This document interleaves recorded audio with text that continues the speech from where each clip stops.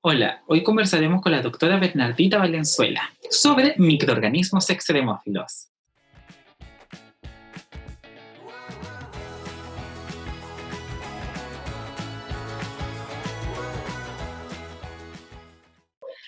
La doctora ha realizado sus estudios en la Universidad de Antofagasta, de profesión profesora en Biología y Ciencias Naturales. En su tesis de magíster en Ciencias Biomédicas con mención en Microbiología aplicada, se dedicó a cultivar microorganismos termófilos desde el campo geotermal El Tatio. Posteriormente, en su tesis de doctorado en Ciencias Aplicadas, mención Sistemas Marinos Costeros, estudió la diversidad microbiana de dos ecosistemas extremos del norte de Chile. Por otro lado, ha dirigido una serie de proyectos de microbiología aplicada y biotecnología en base al conocimiento molecular de estos microorganismos. Asimismo, ha dirigido una serie de proyectos en relación con la divulgación científica en nuestra región de Antofagasta. Doctora Bernardita Valenzuela, ¿podría comentarnos qué es un organismo termófilo y qué lo hace especial? Bueno, un microorganismo termófilo es un organismo que vive en altas temperaturas. ¿Ya? Generalmente nosotros siempre pensamos que en la taza del té, cuando hervimos agua, ¿verdad? No hay nada, ahí matamos todas las bacterias. Sin embargo, hay algunos organismos que sí son capaces de tolerar temperaturas muy altas. Los organismos que nosotros tenemos, por ejemplo, en nuestro estómago, en nuestro intestino, en nuestra piel, están siempre entre los 16 y 37 grados de temperatura y nosotros los consideramos como organismos normales, ¿ya? O mesófilos, que es el término correcto. Pero los termófilos proliferan o crecen entre los 45 grados Celsius estrictos hacia arriba, hasta los 80 grados. La taza de té que nosotros nos tomamos debería estar como unos 60, un poquito más entre 50 y 60 grados. Ahí podrían haber bacterias viviendo sin ningún problema, ¿ya? Ahora, por supuesto, el agua que nosotros nos tomamos viene clorada y está tratada. Pero en los ambientes termales, por ejemplo, la zona de los geysers o de las termas, donde a las personas les gusta ir a meterse a dar un bañito de barro, por ejemplo, relajarse, esos son lugares propicios para encontrar este tipo de microorganismos. Incluso hay algunos organismos que pueden proliferar entre los 80 y hasta los 113 grados Celsius. Y eso se denominan hipertermófilos. Pueden estar a mayor temperatura que los termófilos que llegan solamente hasta 80 grados.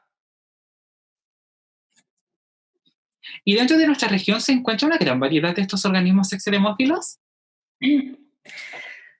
Sí, la región de Antofagasta es una región muy particular, principalmente por sus ambientes, las características ambientales que tiene. Cuando nosotros hablamos de termófilos, estamos hablando solamente de microorganismos que están relacionados a altas temperaturas, ¿ya?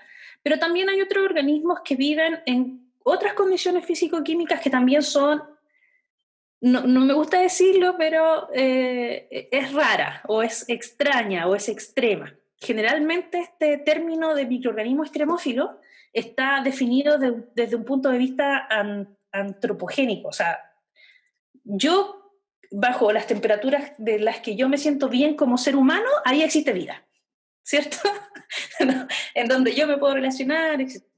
Todas las temperaturas en donde yo no pueda vivir como un ser humano, ahí no hay vida. Y eso es completamente erróneo. Hoy en día sabemos que eso no es así. Entonces, en la región tenemos condiciones, por ejemplo, ambientales en algunos sitios. Los salares, por ejemplo, tienen una alta concentración de sales. Y ese parámetro físico-químico define, por ejemplo, a organismos que puedan vivir ahí y se denominan halófilos. Son organismos extremófilos que tienen la condición de vivir en alta salinidad. Se llaman halófilos.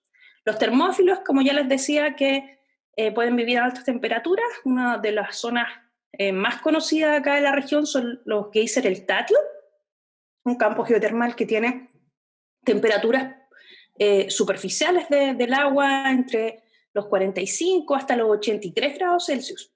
Y lo interesante de estos lugares geotermales en la región es que están en las zonas de altiplano. Por lo tanto, el agua a 80 grados Celsius ya está hirviendo. O sea, tenemos microorganismos que viven en agua que está hirviendo. en esta zona. Entonces es súper interesante. No solamente el campo de Geyser El Tatio, también están las zonas de aguas calientes, hay otras termas que están acá en la región y que también se han encontrado este tipo de microorganismos. En el mismo lugar puedes encontrar pozas de barro que están a pH muy, muy bajos. Estamos hablando de pH 2 o 3, ¿ya? Que es muy parecido al pH del limón, ¿ya? Para que tengan una idea del pH.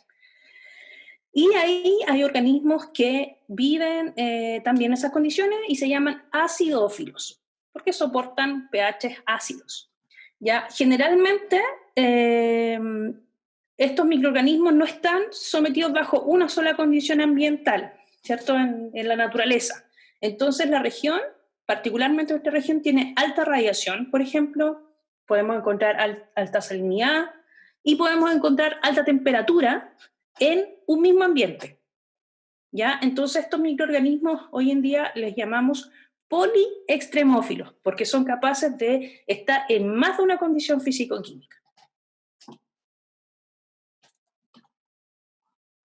Es súper interesante lo que nos está comentando. Es más, recuerdo que en un congreso en el cual asistí nos comentaban que en la región de Antofagasta, en Yungay específicamente, existe una gran variedad de bacterias que son altamente resistentes a la radiación. Incluso este lugar es tan radioactivo que se han hecho análisis y estudios de comparación con el planeta Marte. Sí, de hecho, Yungay particularmente es un sitio que lleva aproximadamente 35, 38 años de estudio y ha sido declarado como un sitio análogo marciano. Eso quiere decir que se parece mucho, no que es igual, ¿ya? Pero tienen varias características que son similares. Y una de las más importantes, como dices tú, es precisamente la alta radiación. Y la segunda más importante es la baja disponibilidad de agua.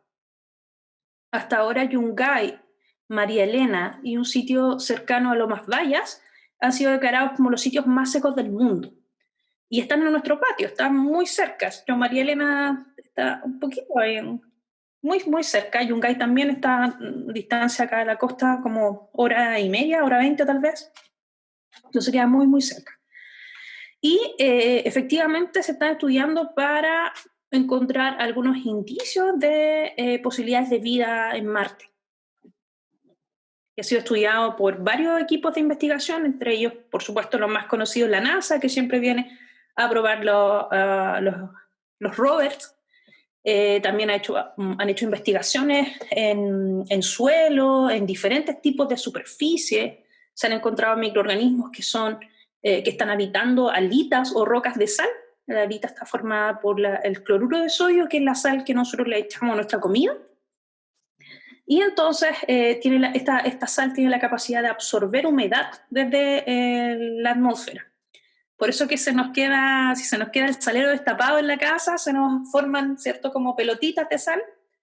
Es por esa capacidad que tiene el cloruro de sodio de absorber humedad.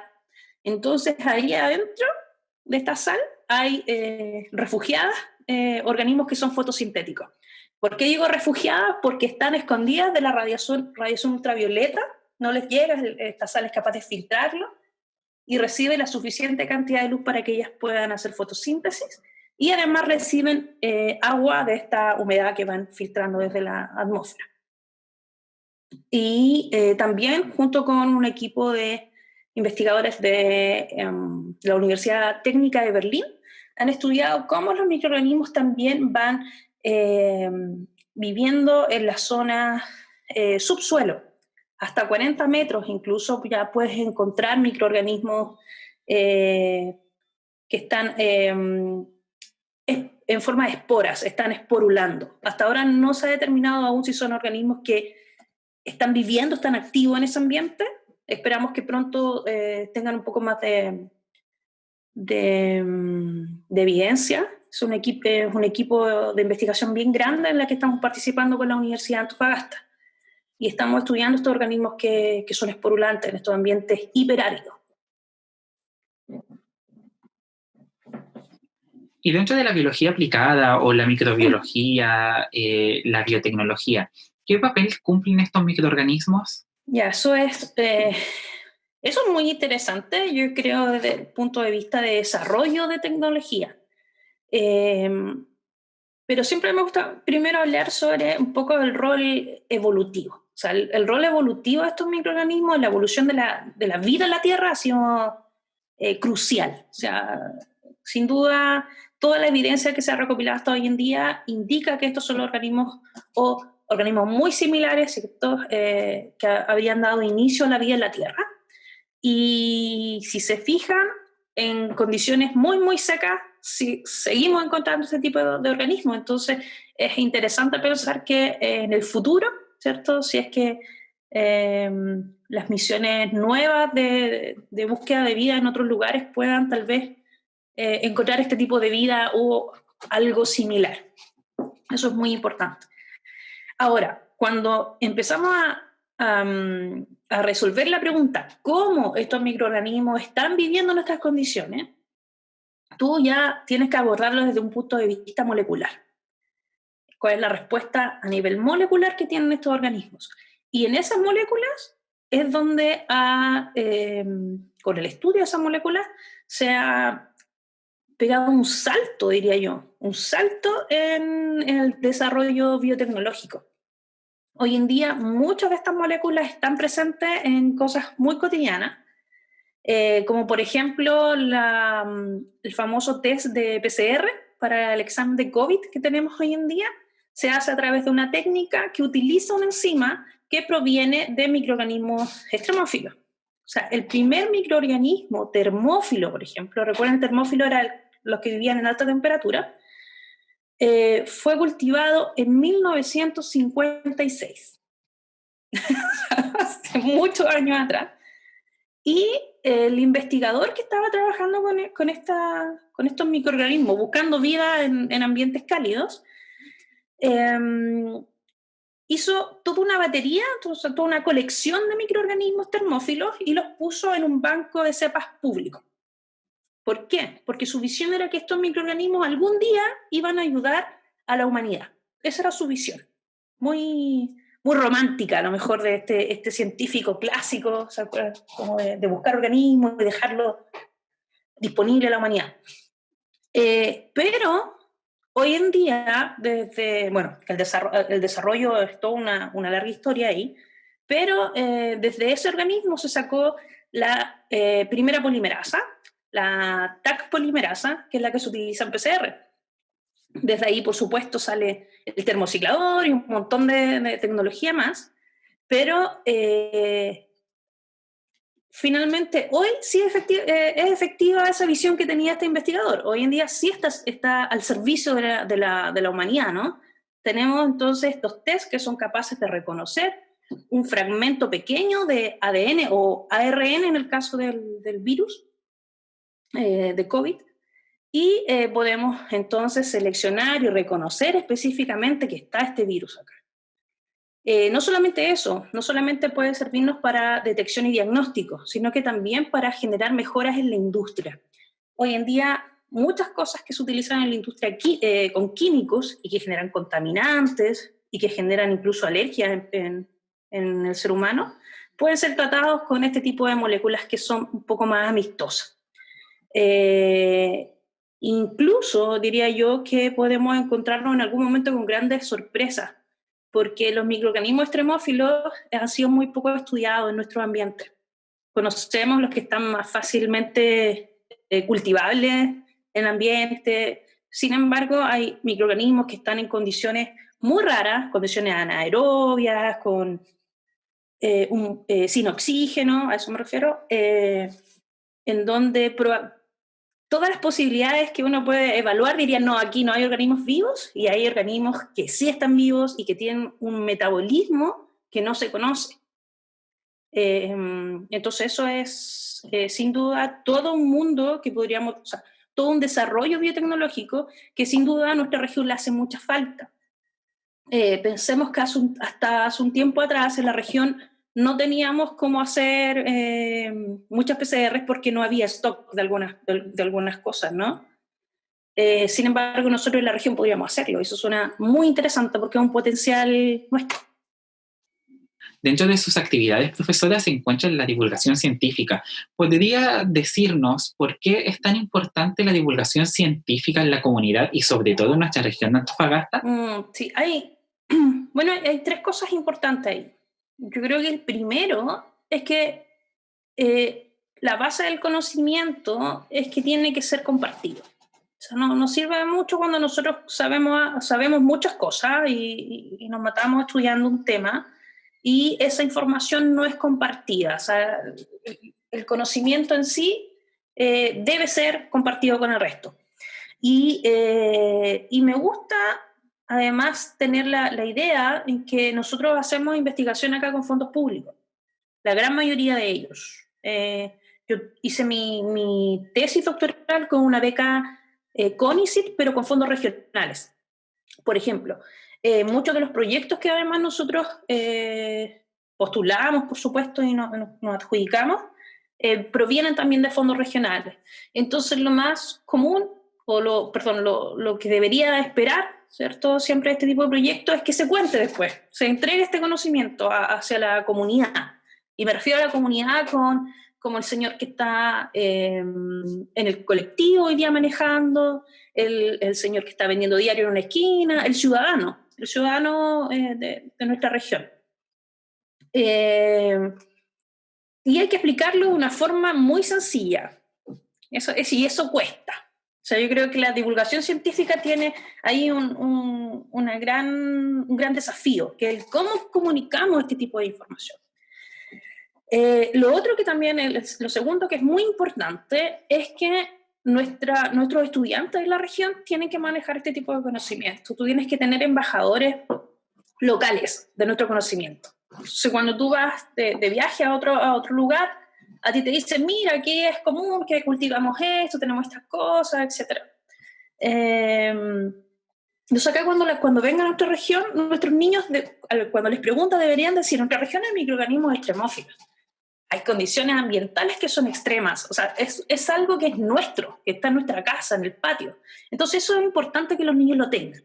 Y que con eso además tomen el desafío biotecnológico que esto significa. O sea, los chicos ya en sus colegios todos deberían saber lo que es una PCR y deberían estar haciendo una PCR, por ejemplo. Ya en términos prácticos, no solamente en el hacer, sino que en el pensar y saber que estos son nuestros recursos y que los podemos dejar a disponibilidad de la humanidad, como decía el científico que es Thomas Brock. Y por último, yo creo que es importante para la conservación de estos sitios. Nosotros acá como no sabemos qué es lo que tienen estos lugares, no los protegemos. Te voy a contar una anécdota. Cuando yo estaba estudiando todavía mi doctorado, mi profesora me pidió que fuéramos a un sitio a muestrear porque se había descubierto unas bacterias que eran capaces de metabolizar el monóxido de carbono. Y el monóxido de carbono estaba en abundancia en Marte y en otros lugares también en el sistema solar. Por lo tanto, era súper interesante encontrar estos organismos y ya lo habían publicado. Los publicaron entonces, el metabolismo, y salían los sitios en Chile donde lo habían encontrado. Y justo nosotros pasamos por el lugar, así que fuimos a buscarlo, con el GPS, con todas las marcas. Sabes que caminamos mucho rato, en pleno desierto, en pleno altiplano, y cuando llegamos allá, el lugar, yo estaba buscando un lugar húmedo, una poza de agua, el lugar estaba completamente seco. Tomamos una muestra de pura tierra seca. Por supuesto, ahí no logramos rescatar nada, pero eso es triste, porque estamos en este momento donde están haciendo muchos descubrimientos. Recuerda que hace poco salió el anunciado esto de la fosfina que encontraron en Venus, ¿cierto? Y estas condiciones muy particulares, o sea, para que esta fosfina pudiese teóricamente ser de origen biológico, se tienen que generar condiciones ambientales muy particulares. Y esas condiciones ambientales particulares están en estos sitios extremos. Y se secó por completo. Y se secó por completo porque estaba muy cerca de un sitio donde se está extrayendo agua para minería.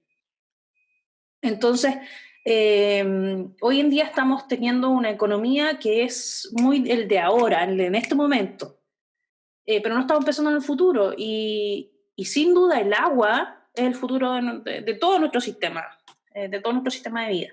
Pero en estos sitios no se está respetando la extracción de agua, no se respeta la extracción de algunas. O sea, de repente llega a un sitio y está completamente cavado, o sea, sacaron todo lo que estaba en la superficie, o incluso, a pesar de que nosotros siempre pensamos que son las empresas los que están haciendo este daño, el mismo turismo que tenemos nosotros en nuestra región, es un turismo completamente irresponsable. Te encuentras de repente con restos de comida en estos sitios, alterando completamente todo, o hacemos se llama? Un sendero que pasa por en medio de una cuenca y te cortó por completo el paso de animales que están ahí. Entonces, yo creo que sin duda la divulgación científica también debería ir en pro o debería mejorar las condiciones de conservación de estos sitios, sin duda. Por supuesto, es más, cuando uno habla del norte de Chile en general, dicen, el norte de Chile, pero si allí es tan feo, tan seco, allí no hay nada. Y es como, hey, no es que no haya nada, lo que pasa es que no se ve, que es muy distinto. Como usted nos está explicando, hay una serie de diversidad microbiana dentro de nuestra región y en el norte en general, que además de ser microorganismos, de estar vivos, cumplen papeles fundamentales y además son bastante interesantes en el sentido de que sobreviven en ambientes que quizás no lo hacen otros organismos. Y son material de estudio bastante interesantes, bastante novedosos. Y es por lo tanto que uno nunca debe decir, no, en el norte de Chile es un desierto donde no hay nada. Sí, es verdad, es desierto, pero hay mucho. Hay demasiada diversidad biológica alrededor nuestro, así que debemos, como se ha dicho anteriormente, cuidar nuestros territorios. Si vemos una piedra, quizá esa piedra no haya solamente minerales, sino que además hay una serie de organismos que están viviendo en esa piedra y por lo tanto debemos cuidarla. Claro, cuando dice, las personas miran el desierto y dicen no hay nada. Sí, porque ellos piensan en lo que comúnmente vemos cuando vamos al sur. Árboles, animales grandes, ¿verdad? Aves, flores. Y toda esa diversidad macro, que es muy fácil de comparar con Diaga, que dice, acá no hay nada. Sí, pero si tú comparas la diversidad que hay a nivel micro, ¿ya? Es impresionante. O sea, tenemos ecosistemas que son muy diversos e incluso hay organismos o marcadores marcadores moleculares que nos indican que hay organismos que no podemos clasificarlos todavía porque no tenemos con qué compararlos. ¿Ya? Recuerda que todo lo que nosotros clasificamos hoy en día es porque los comparamos con una base de datos. ¿Ya? Y estos organismos no están en la base de datos, entonces aún no tenemos cómo compararlo. O sea, la diversidad es tan impresionante a nivel de microorganismos y sin duda, cuando tú vas acá, por ejemplo, al Salar de Atacama, ¿cierto? Tú dices, qué bonito, por el paisaje, ¿cierto? El agua y los flamencos. Lo encuentro yo, muy bonito los flamencos, porque uno los puede ver, ¿ya? Pero si tú vas en ese mismo sitio y tomas un trocito de roca cerca de la zona húmeda del salar y la das vuelta, vas a ver muchos colores. Y si tú cambias la escala, entonces, te vas a dar cuenta que los flamencos van a estar acá o algún otro organismo que tú puedas ver macro, versus la cantidad de organismos, la diversidad de organismos que están en este sitio y que están cumpliendo un rol esencial para la generación de, no sé, nitrógeno para alguna plantita que pueda estar ahí, y participan de estos ciclos que son muy importantes. O sea, tienes que pensar que ahí hay muchos organismos que están fijando CO2. Entonces, decir que no hay nada en el desierto es absurdo. Para nosotros los microbiólogos es absurdo. Así como a lo mejor las personas que dicen, oye, no hay nada, es absurdo lo que está comentando esta gente, para ellos es absurdo, porque no tienen ese conocimiento, tampoco es su culpa, ¿ya? Tampoco es su culpa. Entonces es importante la generación del conocimiento y la entrega de este conocimiento hacia los demás. Y créeme que sin duda vas a encontrarte de repente con gente que va a decir, sí, en el desierto hay muchas cosas. Hay cosas que son muy importantes para el desarrollo biotecnológico, para la exploración de vida en otros planetas, incluso para buscar opciones de hacer, por ejemplo, terraformación en otro lugar o conseguir alimento, por ejemplo, en viajes espaciales, por ejemplo. Muchas gracias, doctora Bernardita, por darnos este espacio de conversación donde nos ha comentado y nos ha ilustrado mucho más acerca de los organismos que nosotros, con los cuales nosotros convivimos y que claramente no los vemos, pero están ahí en nuestro patio, en nuestra vida, en nuestro diario vivir. Sí. No, gracias a ti, Manuel, por la oportunidad de poder conversar de estos temas. A veces es bueno conversar en un ambiente relajado y sin duda tú das ese espacio, así que te lo agradezco mucho.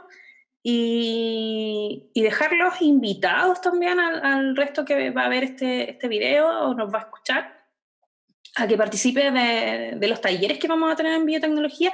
En realidad hay varios talleres, nosotros solamente vamos a estar en el punto de biotecnología y ahí van a poder conocer un poco sobre lo que hemos hablado hoy en día y en específico cómo utilizamos las moléculas de estos organismos extremófilos para el uso en biotecnología. Hasta luego, nos vemos y recuerden inscribirse a los talleres de Abriendo Caminos con la Ciencia.